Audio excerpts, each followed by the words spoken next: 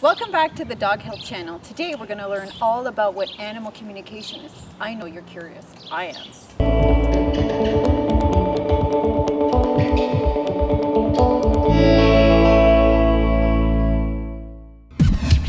So today we have with us Claudia Hare. She is an animal communications expert, a coach, and an author. Thank you so much for joining us today, Claudia. Thanks for having me, Sylvie. We have a lot of viewers who are really interested in learning all about animal communication. I know I am, definitely. And I'm so happy that you're here because I want to know more about it. What is animal communication? Well, I'm actually happy that everybody wants to know because it's really, really important. Well, animal communication is basically just tells you that we are communicating with animals. So there are many different ways we communicate with animals. And I should say to animals, like verbal communication, body language, and so on. Okay. But the only way we can have a conversation with animals, with questions and answers, is through telepathy. Oh, so telepathy. So tell me a little bit more about what telepathy is. Basically, telepathy is known as the universal language because everybody uses it or has the ability. However, I like to call it a soul-to-soul connection because when we connect telepathically, we connect with each other's soul. Oh, wow. And you just said that everybody can do that? Like everybody has the ability, again, because it's a soul ability and we all have souls, so we have this ability. It's not possible that you're not born with it. You have it and you use it, however, you're not aware that you are. So it's like when someone's very intuitive and they kind of know how you're feeling, that's part of a soul telepathy communication that they're having with you. Part of it, yes. Part of it. Yes. Oh, okay. So that's how you would be able to communicate with our pets or animals. Yes. And people. Yes, so I communicate with animals, Okay. physical and non-physical, because the soul is immortal. I also communicate with people, physical and non-physical. So for me, there's no difference. A soul is a soul. We just have all different shells. And thankfully we do. I mean, that's what makes this world so beautiful, right? Absolutely. And so so I know for me, I trust you, and I know that I've looked up I've read some of your stuff, I've seen you speak, and you've really impressed me with some of your stories with some of your clients on your website and things like that. How would someone be able to feel or comfortable knowing that the person that they're looking to work with on telepathy or communication would be appropriate or the right person? Is it also instinctive? Well, I always say that you have to go with your gut feeling. Yeah. You like somebody or you don't. If you don't like somebody, but people say, oh, you gotta go there, it might not work. Okay. However, when you're looking for a communicator, you have to be careful about the communicator's filters, because depending on filters, you get different messages. So explain to me that a little bit. Okay. So let's say English is only my second language, right? Okay. So when I first came to Canada, I mean, I was walking around with my dictionary and my vocabulary was very limited. So I was able to have a conversation with people, but it was very basic, so I missed a lot of things because I just didn't understand it, right? Okay. So the longer I was here, the more words I learned, kind of thing, right? Same thing. I mean, if you're new to the English language and somebody gives you Shakespeare, it might not be such a good even if idea. they give it to me now, might be a problem. Right? Yeah. So you only get part of it, right? Yeah. So the same thing with the beliefs that somebody has that will mask, that might not let certain things through, so you might not understand them. So the soul has a language? No, it's our beliefs that we have as people. So for example, for me, we are all the same, right? Okay. Deep down, we're all just vibrating energy. We just have a different physical body. Mm-hmm. And for example, when we leave our physical bodies, again, we're all just energy. Mm-hmm. And there's no difference between your energy, her energy, my energy. We are just energy. And so when we leave our physical body, for example, we're all the same. We look the same, right? Okay. One of my dog companions left his physical body once, and it was very interesting. It taught me a lot. And I met a lady, and she said she's an animal communicator as well. And she said she had a message for my dog, for my dog companion, which was great. And I mean, I communicated with him all the time too, but sometimes, different people get different messages. So she explained to me that, she said to me that your dog at night sits beside your bed, and beside him is a little rabbit. And this rabbit didn't get much love during his lifetime. So my dog, who got so much, was giving some of the love to this rabbit. And it really touched me. But it showed me that in her beliefs, animals were still the same animals after leaving the physical body. Oh, Right. okay. My belief, you don't. So for example, I have spoken to many animals and also people that, you know, you have in different lifetimes, you have different bodies, you actually have different species and so on. Okay. So in this lady's belief, my dog was always a dog. The rabbit was always a rabbit. So she might have missed out a lot of information of other lives my dog companion had not being a dog.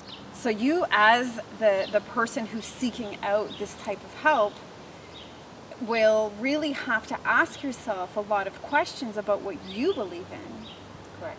before you can even have a relationship with someone like yourself. Or you can actually help me even. Yes, I mean, because the messages that I get,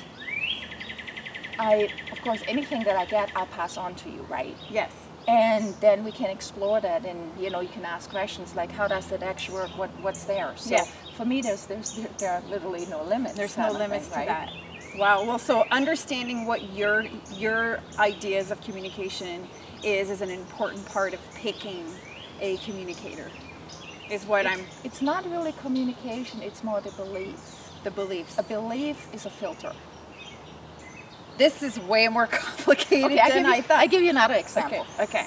My mother, for example, she grew up living on the ocean. Okay. But her belief, and she grew up during the war, so you know there wasn't really school or anything going on. And her belief was that she could not learn to swim. And Okay. as we know, everybody's able to swim, right? Yeah. Most people, you know, even if you paddle. Yes. So when my mother got married to my dad, he said, "That's nonsense. You gotta learn how to swim." So my mother took swimming lessons.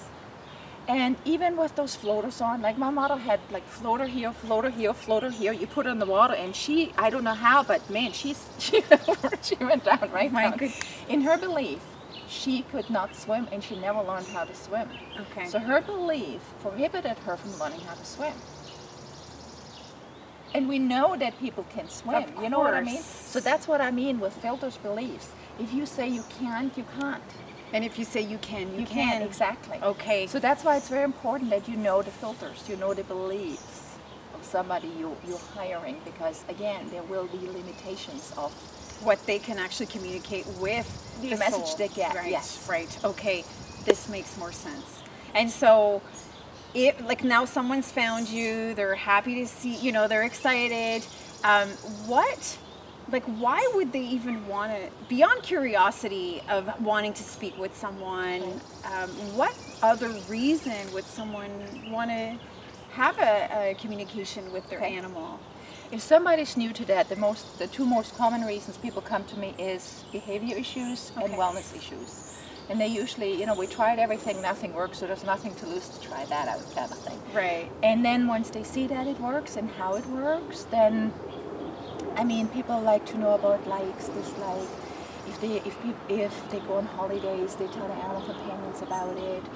Or if they're thinking about maybe they should adopt another animal companion. Or the other day, one of my clients actually, her dog companions are not doing so well health-wise, and she asked them about their bucket list.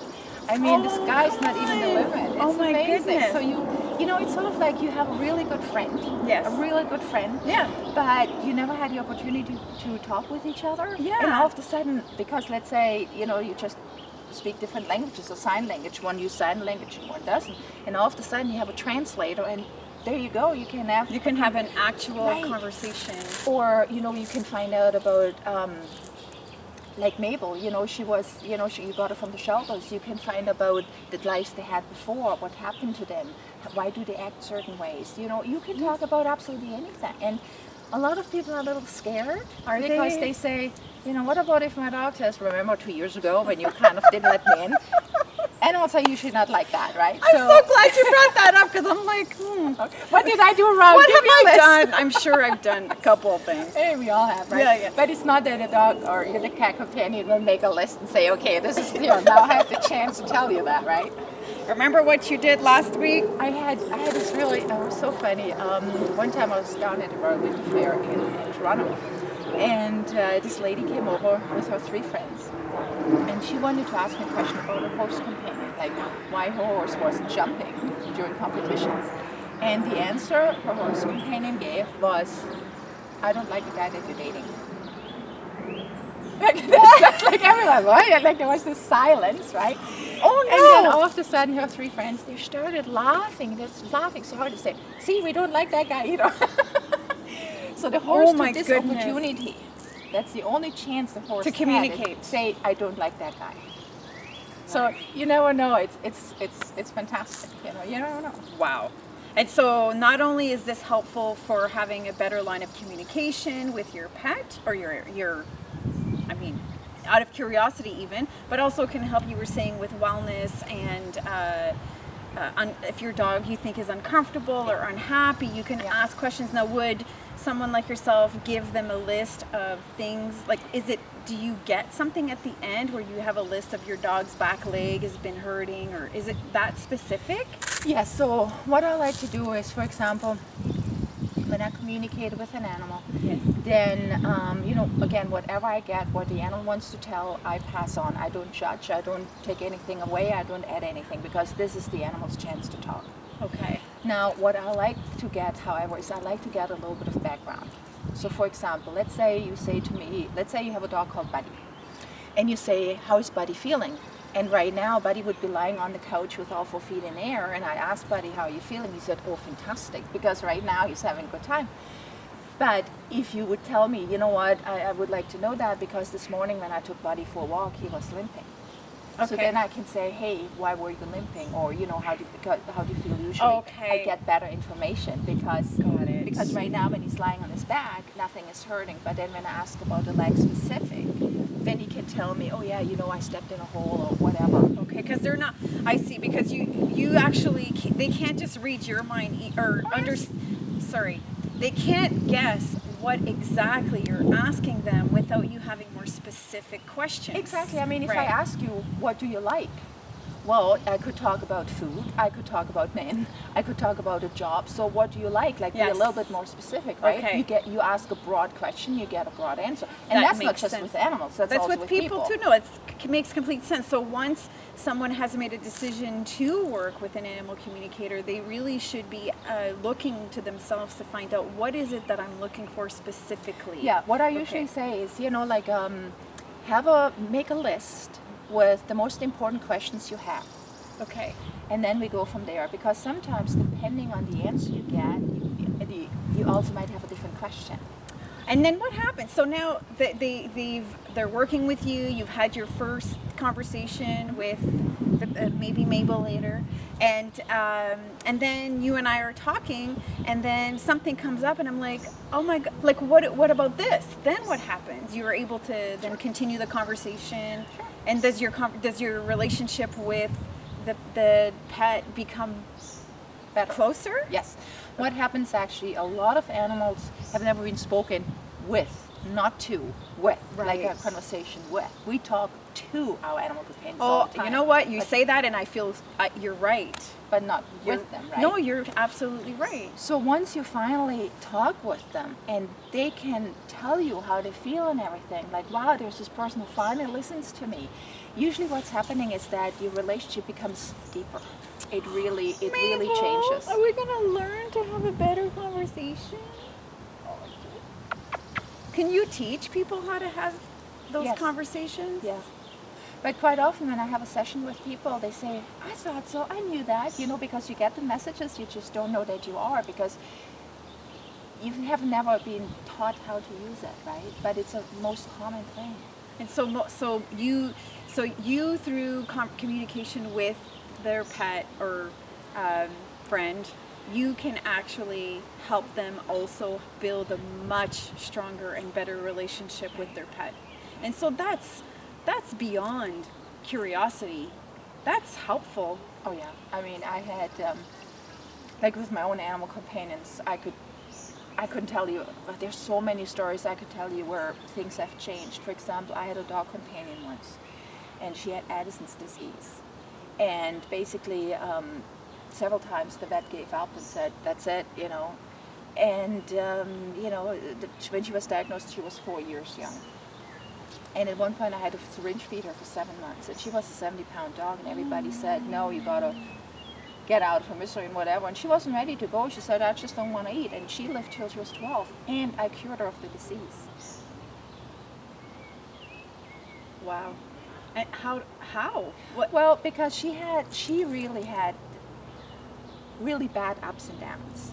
Okay. And so sometimes she just didn't want to eat. So I was able to ask her, "What do you feel like eating today?" You know, so she could say this and this and this, so I could get her that rather than just, you know, she's not eating. Right. You know, all kinds of stuff. I mean, It's unbelievable. amazing. This is. I'm so glad that we're having this conversation, because I'm very open-minded and I try lots of different things, but I actually never realized until this conversation how important it is to learn to have conversations with your dog. You know what? It's amazing because animals, what we know about animals, or what we think we know about animals, So true. is like the Stone Ages. Well, It's like still believing that the Earth is flat. yeah. Because animals, for example, a lot of people think, "Oh, when I talk to my dog companion, it's like talking to a 2-year-old." No, it's not. I mean, she knows about the stock market. Is she interested in What it? stock do I buy? Is she interested in it? Yeah. No. Am I interested in it? No. No. I mean, I had a dog once, and he gave his guardian advice, business advice, what to do, how to do, and whatever. And she did it, and she's very wealthy now. So, but you know, everybody's different. So, but animals are amazing. I mean, they're so amazing. And like I said, what we know about them, what we think we know about them is not true. So Yes. when we talk with them, it doesn't, for me, necessarily has to be because there's a problem. It's just to get to know their side of the story. Think about it. You and your partner, you go into a party, Yes. and you having a great time. Your partner thought, "Oh gosh, that's the worst party I've ever been to." So isn't it nice when you communicate with each other about it? Well, of course. You know, so it's the Of same course. thing. We all have a different experience, and finding out what they would like to do or not like to do, who they like to share their life with, anything. It's priceless. It's priceless and endless. And I think that, you know, a lot of the message that I'm trying to share with everyone is we are really behind in every way when it comes to our animals. Yeah. And communication, I think, is the most difficult one, because you know, there's a lot of different ideas out there of control and what is, you know, having a dog, and what does it mean, and how does it make you feel versus how's the relationship. Right. Because when we look at animals, right, Yeah. we always guessing, Yes. assuming, Yes. but we also see it from our perspective. Yes. We never see it from the animal's perspective, and that's the problem.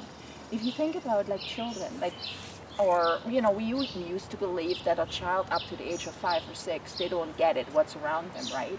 We know it's not true now. I mean, some people or women who are pregnant, they play music to their unborn child. And then don't we all just go, "Hi, I'm Auntie Sylvie"? Exactly. Or yeah. Or people in comas. Now we know that they're getting what's going on around them. They need positive, Yeah.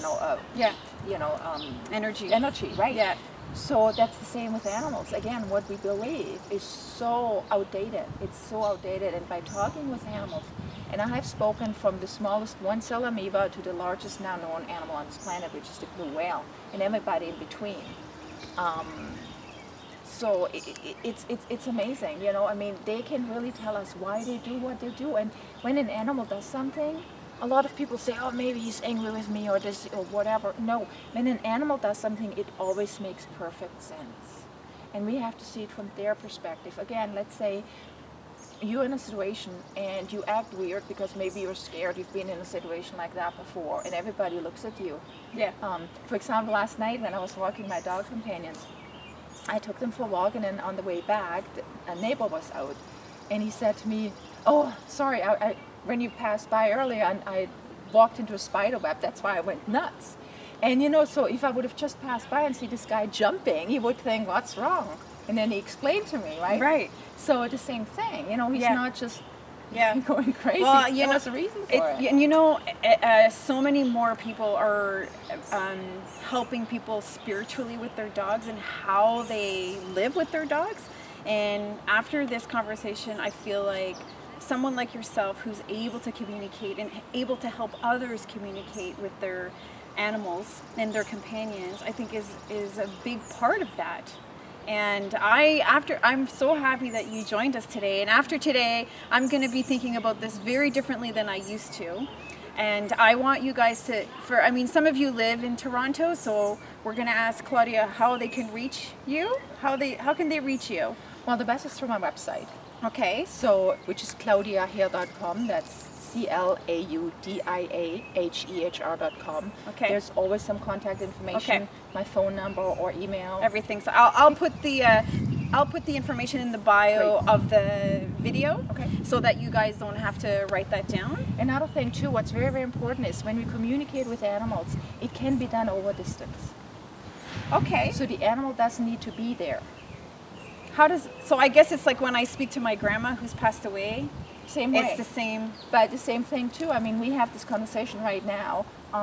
You're here, I'm here. Yeah. The people who are going to watch it, they are not here. And they still can hear what we say. Ooh, you know, the Twilight Zone. Or if you're on the phone, you know, we can have this conversation on the phone as well, right? So we Yes. can have a conversation in person or via phone. Okay. And that's the same when we communicate with animals. They can be there or not. Like I said, I also communicate with animals who are not physical. So all I need is basically I have to know who I'm talking with. So the same thing when you want to talk to somebody, you can just pick up the phone and punch in 10 numbers and you get somebody. Or if you know the 10 numbers, you get the person you want to talk with. So same thing. If it's on the phone, you just have to tell me who you want me to connect with. Okay. And I mean, some animals actually prefer it that way because let's say they don't want people coming into the home or they're scared. Yeah. And that way they're just at home, relaxed. So I have clients all around the world. So you don't have to live in Toronto. You Exactly. can actually just talk to Claudia. Hi Australia. Hi China. Actually, you know what? I have a client in Australia and they have chickens and I talk to the chickens all the time. And I had a client one calling me and she was, they were sailing around the world. And so I don't know what ocean they were in. And she called me and said, Claudia, we been on the water now for 3 days and my dog is not going to the bathroom and there's no one land around. So what do we do? So I communicated with the dog companion and told her there was a certain spot. And that was his toilet for the tour. And it worked because Really? she said, I can't just, there's no land around for I'm miles. over that. And so that worked. And so he was like, thank you. Yeah, because I didn't know where to go. Exactly. Oh my goodness. So we could use Claudia for almost anything. I feel like.